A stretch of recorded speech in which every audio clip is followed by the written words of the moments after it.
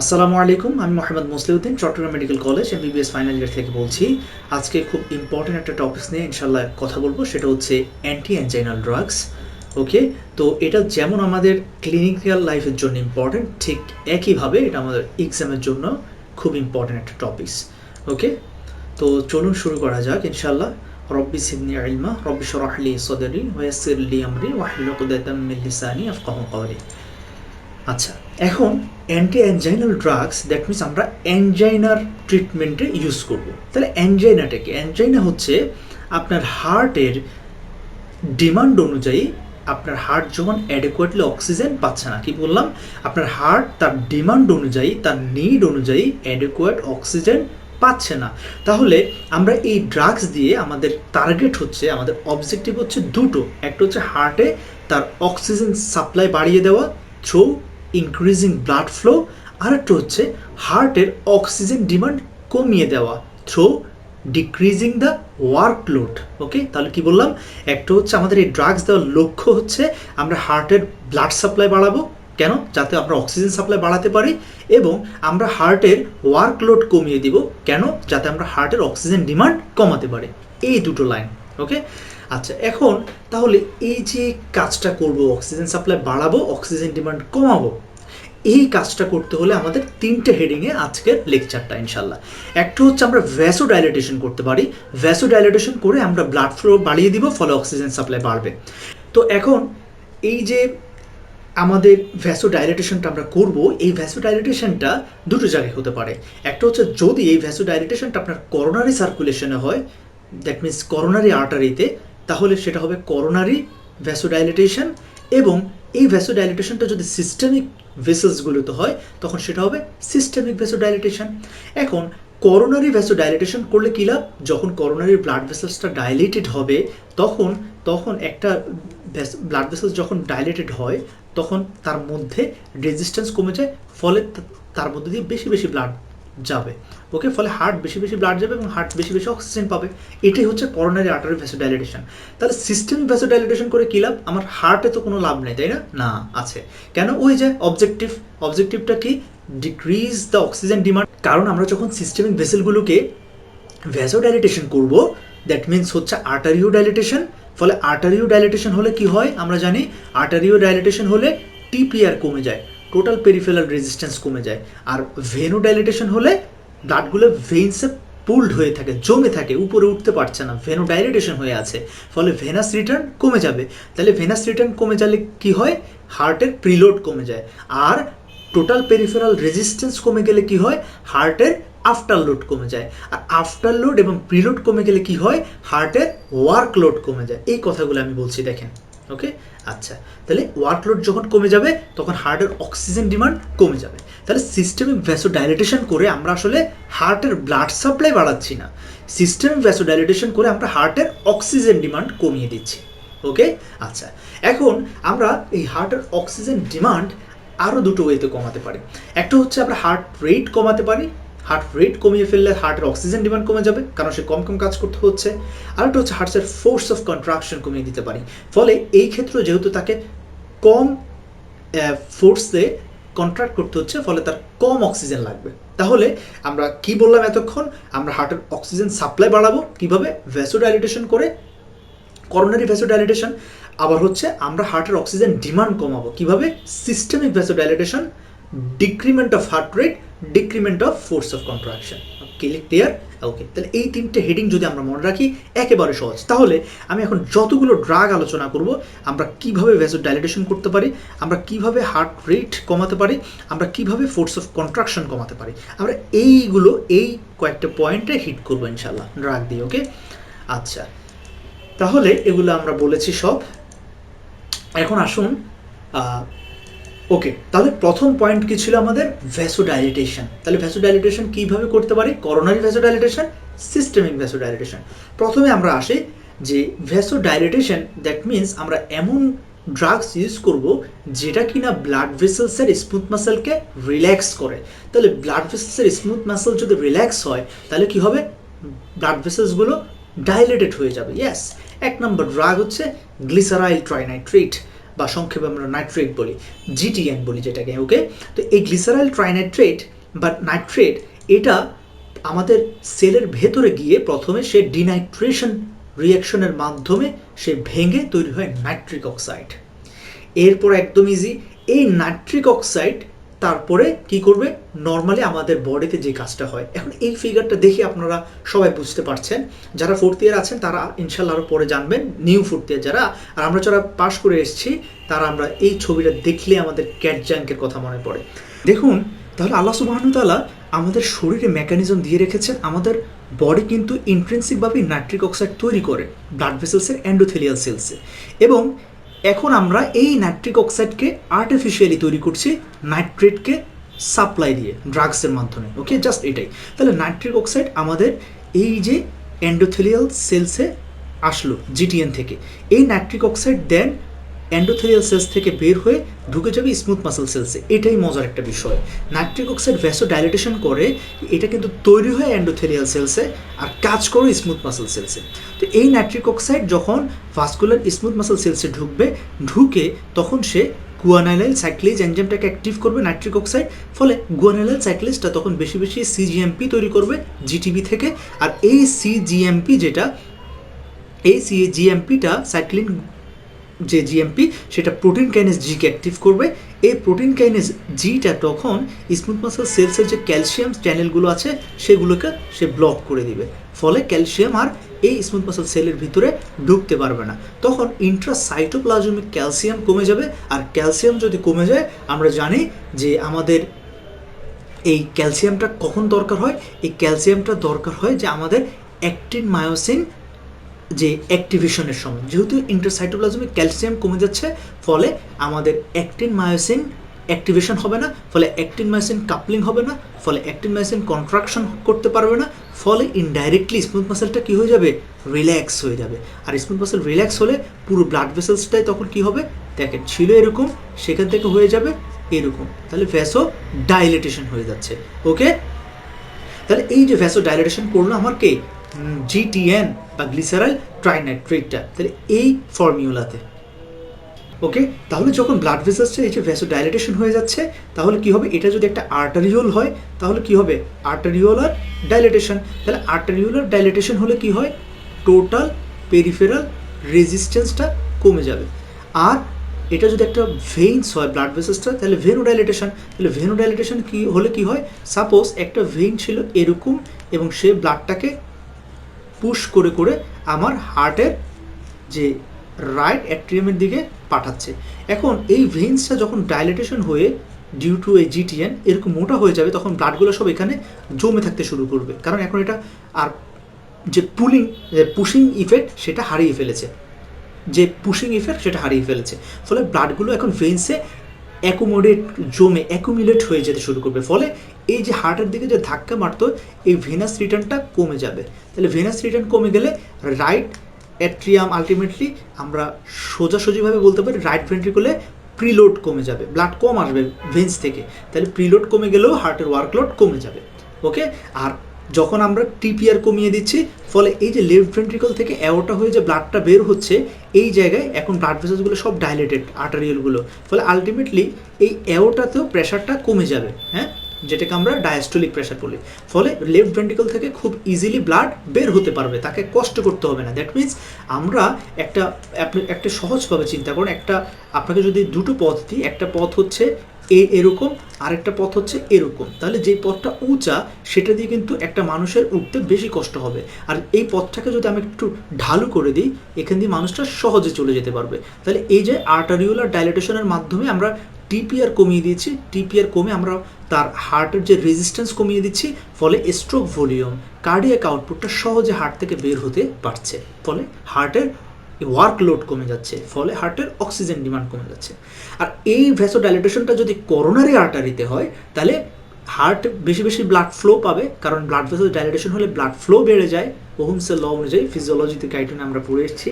তাহলে এই ছিল ব্যাপারটা। তাহলে আমরা দেখলাম জিটিএন কীভাবে আমাদের ভ্যাসোডাইলেটেশন করছে। ওকে, আচ্ছা, এবার আমরা আসি যে এই যে আমি এতক্ষণ যে কথাগুলো বললাম আপনাদেরকে, সেগুলো এখানে আমি ফ্লো চার্টে দেখাচ্ছি। ওকে, দেখেন ভ্যাসোডাইলেশন করোনারি আর্টারিতে যদি হয় তাহলে অক্সিজেন সাপ্লাই বাড়বে, আবার সিস্টেমিক ভেসেলস দুই ধরনের আর্টারিরও হলে টিপিআর কমে যাবে, আর ভেনিউলস হলে ভেনাস রিটার্ন কমে যাবে, ফলে আলটিমেটলি হার্টের ওয়ার্কলোড কমে যাবে, অক্সিজেন ডিমান্ড কমে যাবে। ঠিক আছে, তাহলে করোনারি ডাইলেটেশন অক্সিজেন সাপ্লাই বাড়বে, সিস্টেমিক ভ্যাসোডাইলেটেশন ওয়ার্কলোড কমে যাবে, অক্সিজেন ডিমান্ড কমে যাবে। ওকে, আচ্ছা, অ্যান্টি এনজাইনাল ইফেক্ট। এখন এই যে এটা হচ্ছে ডেভিডসনের চার্ট, এখানে হচ্ছে জিটিএন এর যে ফর্মুলাগুলো, কিছু সাবলিঙ্গুয়াল দিতে পারি, কিছু বাক্কাল দিতে পারি, কিছু ট্রান্সডার্মাল প্যাচ হিসেবে দিতে পারি, ওরাল হিসেবে দুই ধরনের আছে, আইসোসরবেট ডাইনাইট্রেট আছে এবং আইসোসরবেট মনোনাইট্রেট আছে। ওকে, এগুলো আমরা দিতে পারি। আচ্ছা, এখন আমরা আসি এই যে ভ্যাসোডাইলেটেশন, এটাকে শুধু জিটিএন দিয়েই করা যায় না। জিটিএনের সমস্যা হচ্ছে জিটিএনের যে ডিউরেশন অফ অ্যাকশনটা কম এবং এটা একটা টলারেন্স ডেভেলপ করে। দেন সায়েন্টিস্টরা চিন্তা করলেন আচ্ছা আমাদের ফার্দার কিছু ড্রাগস সিনথেসিস করা উচিত। দেন ওনারা আবিষ্কার করলেন vessel selective calcium channel blocker. এই vessel selective calcium channel blocker মানে হচ্ছে ব্লাড ভেসেলসের ক্যালসিয়াম চ্যানেলগুলোকে ব্লক করে দিবে। আমি একটু আপনাদের দেখাচ্ছি। এই যে দেখেন এখানে আমরা এখন সবাই একটু স্মুথ মাসেল সেলসের ভেতরে ঢুকে যাচ্ছি। স্মুথ মাসেল সেলসের ভেতরে আপনি একটু লক্ষ্য করেন আমাদের ব্লাড ভেসেলস অলওয়েজ কী অবস্থা থাকে, আমি বারবার আমার প্রিভিয়াস লেকচারগুলোতে বলেছি, ভ্যাসো কনস্ট্রিক্টেড অবস্থা থাকে। কীভাবে ভ্যাসো কনস্ট্রিক্টেড অবস্থা থাকে সেটা হচ্ছে আল্লাহ সুবহানাহু ওয়া তাআলা আমাদের ব্লাড ভেসেলসে প্রচুর পরিমাণে আলফা 1 রিসেপ্টর দিয়ে রেখেছেন। এই আলফা 1 রিসেপ্টর এটা একটা অ্যাড্রিনার্জিক রিসেপ্টর এবং এটার উপরে যখন sympathetic nervous system norepinephrine release করে, এই নরএপিনেফ্রিন যখন এখানে এই আলফা 1-এ বসে, আলফা 1 হচ্ছে একটা কী ধরনের রিসেপ্টর, জি কিউ কাপল রিসেপ্টর। ফলে এই জি কিউ প্রোটিনটা তখন অ্যাক্টিভেট হয়, ফলে তখন কি হয়, জি কিউ প্রোটিন কি কোন এনজাইমকে অ্যাক্টিভ করে, ফসফোলাইপেজ সি এনজাইমকে। ফসফোলাইপেজ সি এনজাইমকে যখন অ্যাক্টিভ করে, এই ফসফোলাইপেজ সিটা তখন ইনোসিটল ট্রাইফসফেট এবং ডায়াসাইল গ্লিসারল তৈরি করে।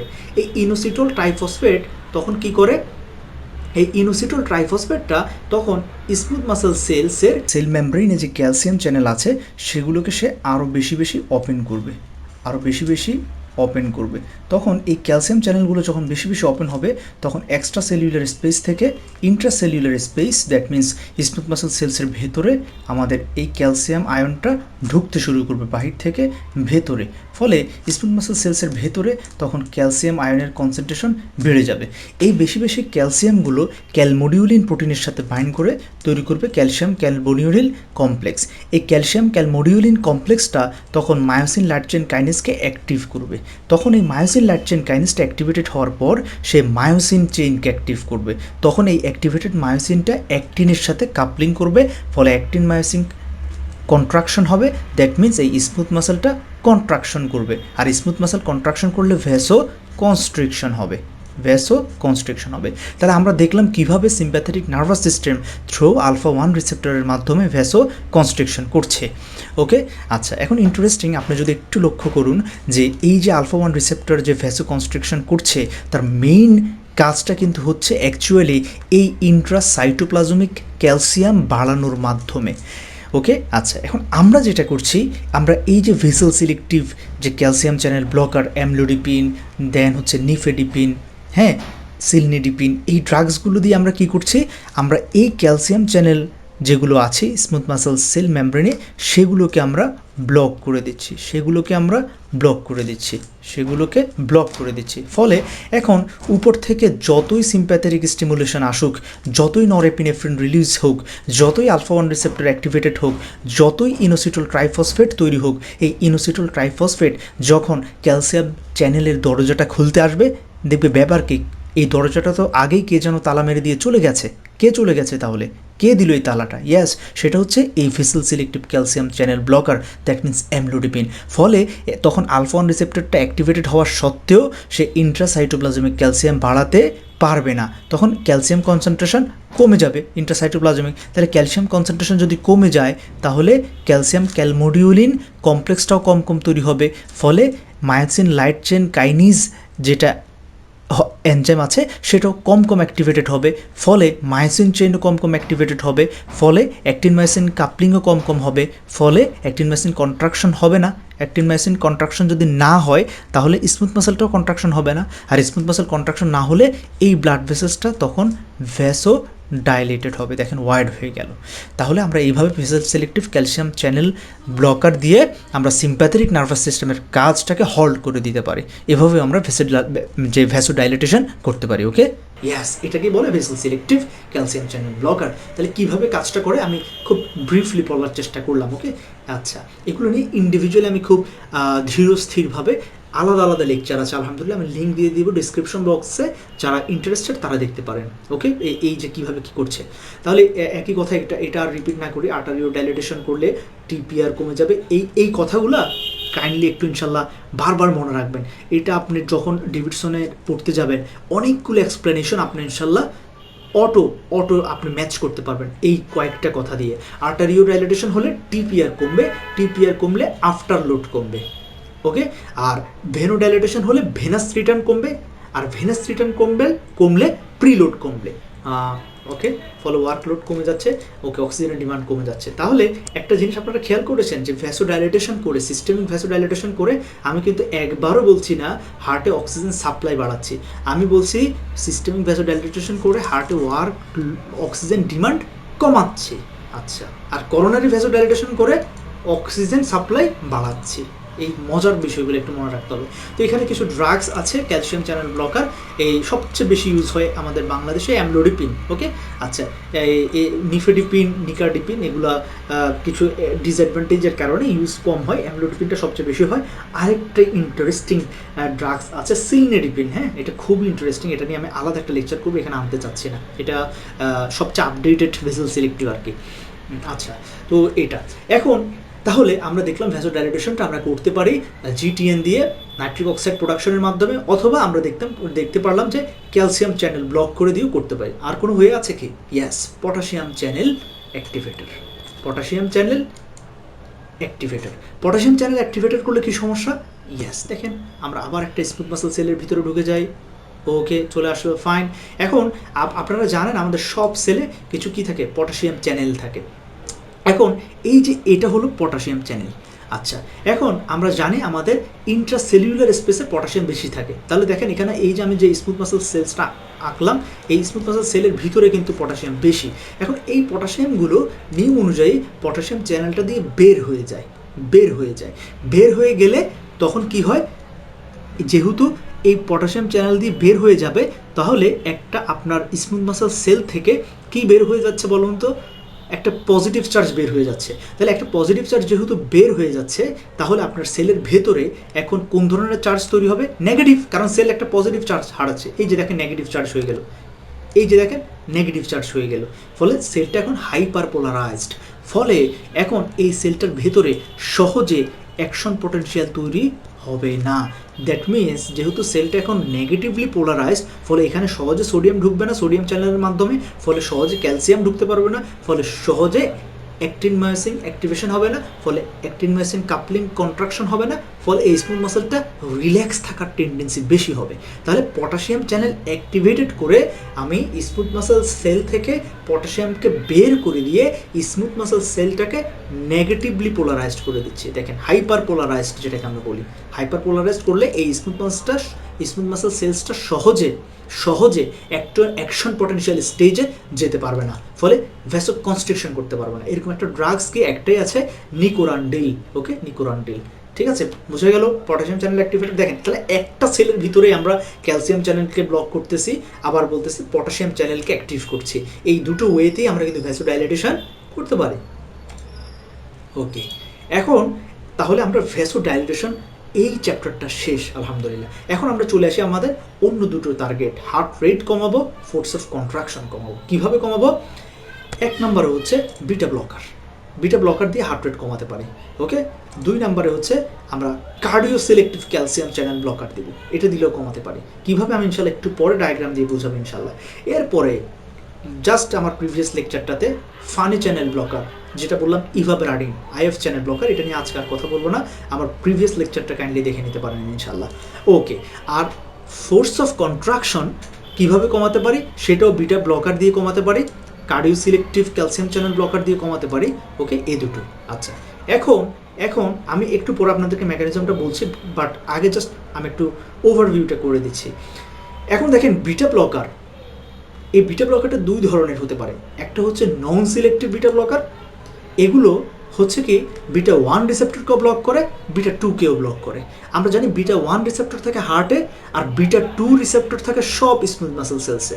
যেমন সেটা আপনার ব্লাড ভেসেলসের স্মুথ মাসেল সেলসে, সেটা আপনার ব্রঙ্কিয়াল স্মুথ মাসেল সেলসে, সেটা আপনার গ্যাস্ট্রোইন্টেস্টিনাল স্মুথ মাসেল সেলসে।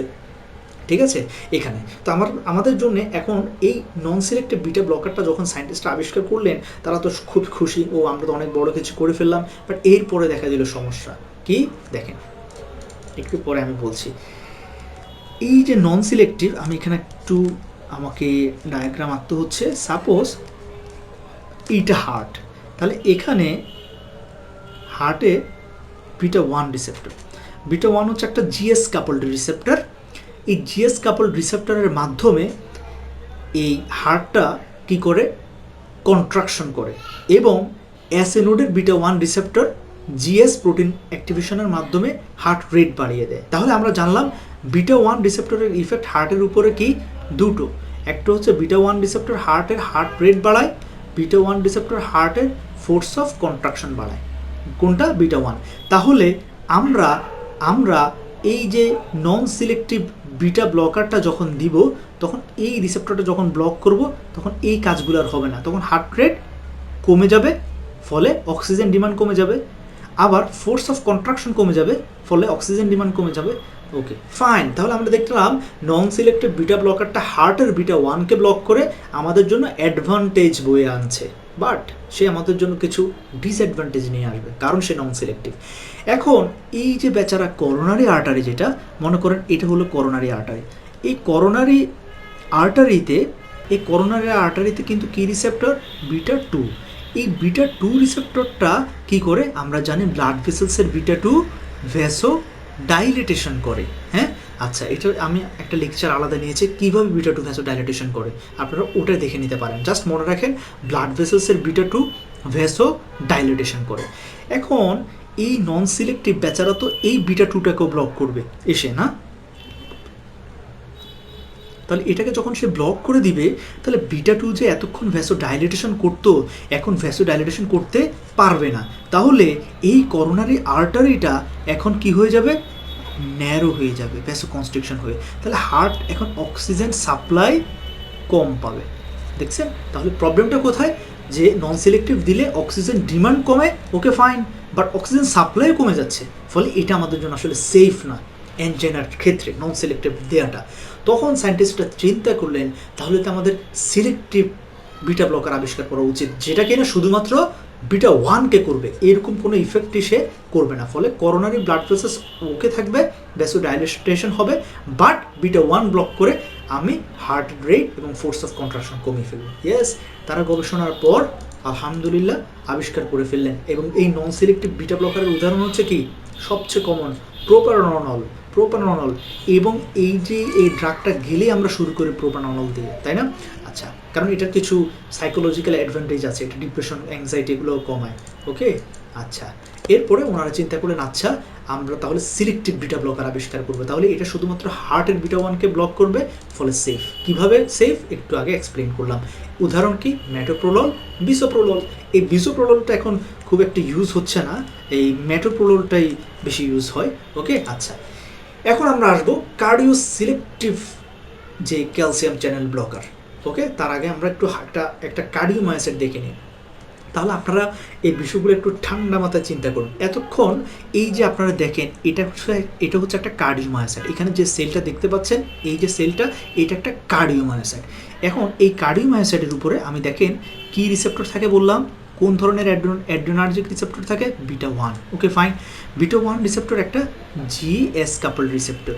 এই জিএসটা অ্যাডেনাইলাইল সাইক্লিসকে অ্যাক্টিভ করে। অ্যাডেনাইলাইল সাইক্লিস যখন অ্যাক্টিভ হয়, তখন এই কার্ডিওমায়োসাইটের ভিতরে বেশি বেশি সাইক্লিন এএমপি তৈরি হয়। এই সাইক্লিন এএমপি যখন তৈরি হবে বেশি বেশি, তখন এখানে অ্যাক্টিভেটেড হবে cyclic AMP dependent protein kinase.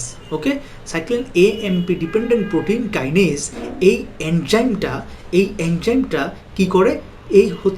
এই যে এখানে দেখেন একটা ক্যালসিয়াম চ্যানেল দেখতে পাচ্ছেন, এই ক্যালসিয়াম চ্যানেলটাকে সে ওপেন করলে তখন এক্সট্রা সেলুলার স্পেস থেকে এই কার্ডিওমায়োসাইটের ভিতরে বেশি বেশি ক্যালসিয়াম ঢুকতে পারে।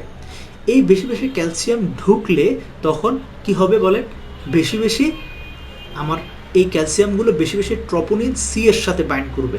ওকে, স্কেলেটাল মাসেলের মতো কিন্তু কার্ডিওমায়োসাইট বেশি বেশি ট্রপোনিন সি এর সাথে বাইন্ড করবে, ফলে বেশি বেশি অ্যাক্টিন অ্যাক্টিভেশন হবে, ফলে অ্যাক্টিন মায়োসিন কাপলিং বেশি হবে, ফলে হার্টটা অনেক শক্তি সহযোগে কন্ট্রাকশন করবে, স্ট্রোক করবে, সিস্টোল করবে, ফলে ফোর্স অফ কন্ট্রাকশন বেড়ে যাবে। তাহলে আমরা দেখলাম যে বিটা 1 রিসেপ্টর আমাদের কি করে, বিটা 1 রিসেপ্টর আমাদের ইন্ট্রাসাইটোপ্লাজমিক ক্যালসিয়াম বাড়ানোর মাধ্যমেই কিন্তু ফোর্স অফ কন্ট্রাকশন বাড়ায়। ঠিক একইভাবে এই কার্ডিওমায়োসাইটটা যদি একটা অ্যাসে নোডাল সেলস হতো, তখন এই বিটা 1 রিসেপ্টর ইন্ট্রাসাইটোপ্লাজমিক ক্যালসিয়াম বাড়ানোর মাধ্যমে, ওখানে তো আর কন্ট্রাকশন বাড়ানো না, তখন সে একটা ইম্পালস তৈরি করবে, আরেকটা হার্টবিট তৈরি করবে, হার্ট রেট বাড়িয়ে দিবে। তাহলে আমরা দেখতে পাচ্ছি বিটা 1 এই রিসেপ্টরটার ডান হাত, বিটা 1 রিসেপ্টরটা তার সব কাজ করে মূলত আসলে ইন্ট্রাসাইটোপ্লাজমিক ক্যালসিয়াম বাড়ানোর মাধ্যমে। তাহলে সায়েন্টিস্টরা চিন্তা করলেন, ওকে বিটা ব্লকার, দেখি তুমি কাজ কিভাবে করো, আমরা তোমার ডান হাত ভেঙে দিব। তাহলে কি হবে, ক্যালসিয়াম চ্যানেলটাকে আমরা ব্লক করে দেবো। এক্স্যাক্টলি, তাহলে এই যে ক্যালসিয়াম চ্যানেল, এটাকে আমরা গিয়ে ব্লক করে বসে আছি। এখন আমরা অপেক্ষা করছি, দেখি বিটা 1 রিসেপ্টর কী করে। এখন সুন্দর করে এখানে নরএপিনেফ্রিন বসছে, সে জিএসকে অ্যাক্টিভ করছে, অ্যাডেনালাইন সাইক্লিসকে অ্যাক্টিভ করছে, সাইক্লিন এএমপি বাড়াচ্ছে, cyclic AMP dependent protein kinase activated হচ্ছে। Cyclic AMP dependent protein kinase যখন ক্যালসিয়াম চ্যানেল দরজা খুলতে যাবে, দেখে যে দরজাটা লক, তালা মেরে কে জানি চলে গেছে। কে চলে গেছে? আরে সেটা হচ্ছে ভেরাপামিল ডিলটিয়াজেম। এই যে আমরা ড্রাগ দিয়ে লক করে রাখলাম, ফলে বিটা 1 রিসেপ্টর হতাশ হয়ে পড়বে, কিরে আমার তো ডান হাত নষ্ট, আমি আর কাজ করতে পারবো না। ফলে এই কাজটা। এখন একটা জিনিস মনে রাখবেন, এটা কিন্তু cardio selective calcium channel blocker. ফলে এই ক্যালসিয়াম চ্যানেলের সাথে আপনার স্মুথ মাসেলের ক্যালসিয়াম চ্যানেল কিন্তু মিলবে না।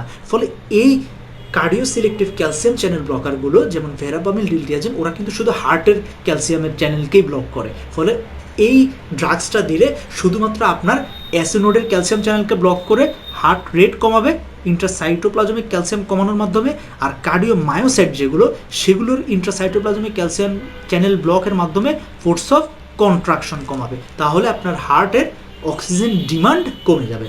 তাহলে cardio selective calcium channel blocker দিয়ে আমরা অক্সিজেন ডিমান্ড কমিয়ে ফেলতে পারি। ওকে, আচ্ছা, এই যে ওকে, তাহলে এতক্ষণ আমি যে কথাগুলো বললাম এগুলাই হচ্ছে এখানে দেখাচ্ছে আর কি, ঠিক আছে? আচ্ছা, তাহলে এগুলা, আর এই যে দুটো ড্রাগস ডেভিডসন থেকে নিয়ে আসলাম, সেটা হচ্ছে ভেরাপামিল, ডিলটিয়াজেম। ওকে, বাট এগুলো কিন্তু প্রেগনেন্সিতে ইউজ করতে খুবই সাবধান, এগুলো হচ্ছে ক্যাটাগরি সি, না ইউজ করে বেটার। ওকে, তো আলহামদুলিল্লাহ, thank you everyone for being connected with me. If you like my lectures, then please keep me in your prayer. Allah Hafiz. Assalamu alaikum.